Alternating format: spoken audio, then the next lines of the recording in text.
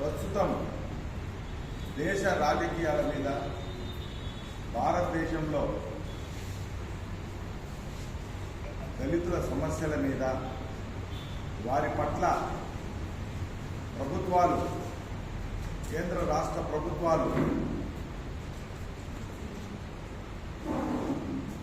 వైఖరి, వారి అభివృద్ధి, వారికి సంబంధించినటువంటి ఆర్థిక, సామాజిక, రాజకీయ రంగాల్లో వాళ్ళ మీద చూపిస్తున్నటువంటి వ్యవహారం మీద మనం ఇక్కడ చర్చించుకోవడం కొరకు అంబేద్కర్ యువజన సంఘం, ఆల్ ఇండియా అంబేద్కర్ యువజన సంఘం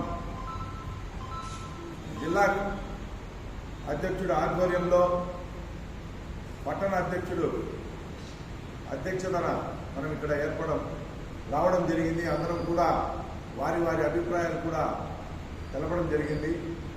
ముఖ్యంగా ఈరోజు ప్రధాన అజెండా దళితుల ఎస్సీ రిజర్వేషన్ని వర్గీకరణ సంబంధించి ఈ నెల మనం చూస్తున్నాం. గత కొద్ది రోజులుగా ఏదైతే సుప్రీంకోర్టు తీర్పిచ్చిందో ఎస్సీ వర్గీకరణను ఆయా రాష్ట్రాల పరిధిలో వర్గీకరించుకోవచ్చని 7 మంది సుప్రీంకోర్టు జడ్జిల యొక్క తీర్పును మనం చూడటం జరిగింది. అందుకు సంబంధించి దళిత ప్రజా సంఘాలు,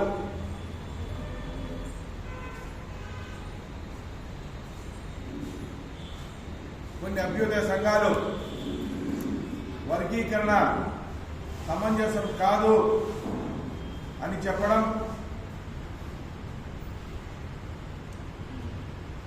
ఎంఆర్పిఎస్ అటు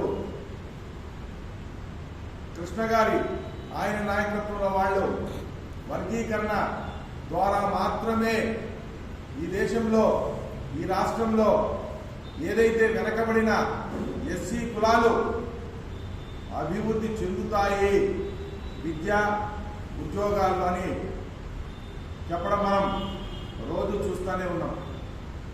అయితే